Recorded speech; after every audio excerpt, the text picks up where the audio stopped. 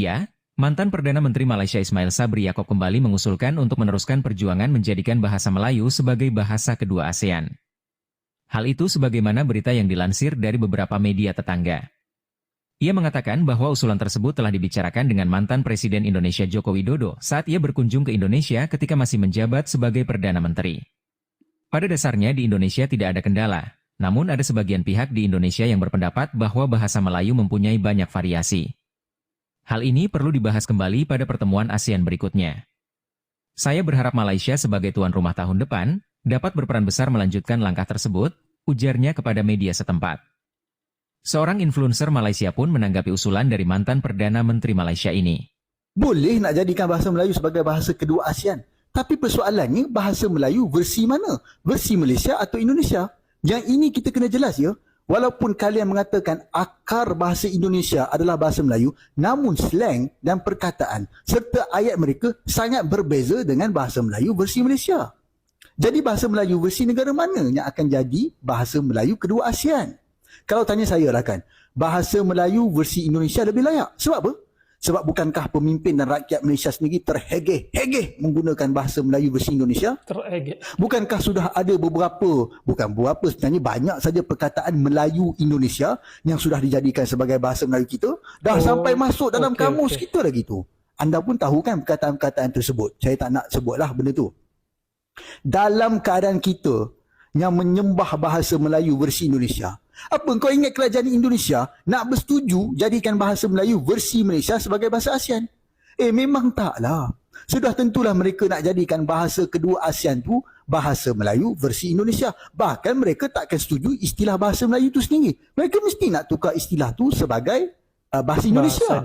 Kedua, kita kena terima hakikat ramai pemimpin dan ahli politik negara kita Malaysia ni tak boleh bercakap bahasa Melayu dengan baik. Anda sendiri tengok kan dalam persidangan Dewan Rakyat. Tengoklah betapa teruknya bahasa Melayu mereka. Nah sekarang, kalau tiba-tiba lah kan ada persidangan ASEAN dengan pihak Indonesia, Singapura, Brunei, dan waktu tu kita kena guna bahasa Melayu. Dan yang akan jadi wakil Malaysia nanti adalah dalam kalangan pemimpin kita yang tak fasih dalam bahasa Melayu. Kalaulah dia sendiri tak fasih bercakap bahasa Melayu versi negara dia sendiri, apa kau rasa dia boleh faham ke apa pemimpin Indonesia bercakap dalam bahasa Melayu versi Indonesia? Ya, haramlah dia tak faham. Dan sudah tentulah secara automatik akan ditukar ke dalam bahasa Inggeris, jatuh maruah kita. Jawab saya dua persoalan ni dulu. Lepas dah jawab, saya akan buat pula video kenapa Malaysia tak layak tuntut bahasa Melayu versi Malaysia sebagai bahasa kedua ASEAN. Sedar dirilah. Ya, sangat-sangat setuju dengan penjelasan video barusan ya. Seperti yang kita tahu ya, bukan rahasia lagi ya, bahwa negara Malaysia tuh untuk masalah bahasa tuh masih sistemnya tuh kayak kotak-kotak gitu ya. Setiap etnis itu masih mempertahankan bahasanya sendiri. Kalau di sana kan ada Melayu, etnis Tionghoa, terus ini ya India, dan di sana itu masih mempertahankan bahasanya asal mereka tanpa menguasai bahasa Malaysia sendiri.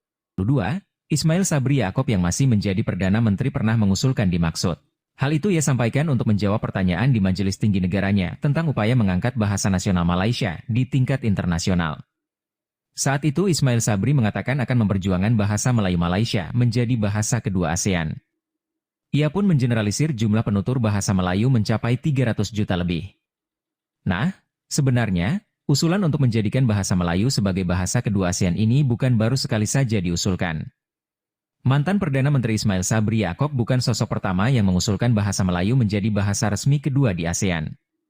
Pada tahun 2011 mantan Menteri Penerangan, Komunikasi, dan Kebudayaan Malaysia Rais Yatim saat berkunjung ke Indonesia pun pernah mengusulkan untuk menjadikan bahasa Melayu digunakan sebagai bahasa resmi di kawasan Asia Tenggara. Selanjutnya di tahun 2015, ketika Malaysia menjadi ketua ASEAN, Datuk Seri Saleh Said Keruak, yang saat itu menjabat sebagai Menteri Komunikasi dan Multimedia Malaysia, ketika seminar bahasa Melayu juga mengusulkan bahasa Melayu sebagai bahasa ASEAN. Kemudian pada tahun 2017 mantan Perdana Menteri Malaysia Najib Razak juga pernah mendorong gagasan itu tersebut. Ia menyatakan keinginannya agar bahasa Melayu menjadi bahasa utama ASEAN dan akan terus mempromosikannya di tingkat internasional. Namun hal tersebut semuanya tidak dapat terrealisasi. Gagasan demi gagasan yang secara konsisten dialukan oleh Malaysia itu, Secara terbuka akhirnya ditolak oleh Indonesia di masa Mendikbudristek Indonesia Nadiem Makarim. Mantan Mendikbudristek maupun Badan Pengembangan dan Pembinaan Bahasa Indonesia saat itu beranggapan bahwa dari pertimbangan keunggulan historis, hukum, dan linguistik, bahasa Indonesia lebih pantas untuk dicanangkan sebagai bahasa resmi ASEAN. Wacana demi wacana ini akhirnya sirna seketika setelah bahasa Indonesia menjadi bahasa resmi ke-10 yang diakui oleh Majelis Umum Ya. UNESCO pada 20 November 2023. Kini di penghujung tahun 2024 dan memasuki tahun 2025, hal tersebut kembali mencuat oleh mantan Perdana Menterinya. Sementara kondisi kebahasaan dalam negeri sendiri masih morat-marit.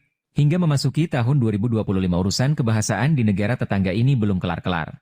Bahkan kosakata yang digunakan oleh Perdana Menterinya pun dipertanyakan karena dikatakan bukan istilah dari bahasa Melayu.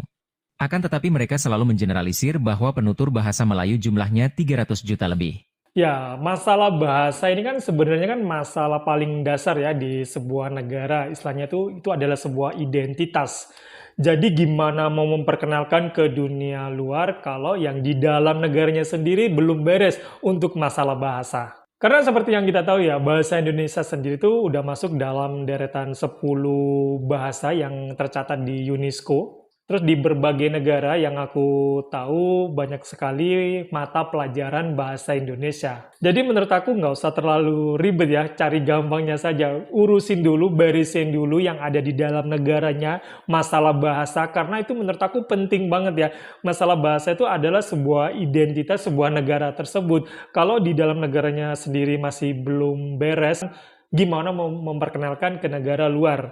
Sedangkan seperti yang kita tahu ya, Malaysia itu sekarang ini kalau kita ngedengerin untuk kosakata bahasanya itu banyak banget menggunakan kata-kata dari Indonesia.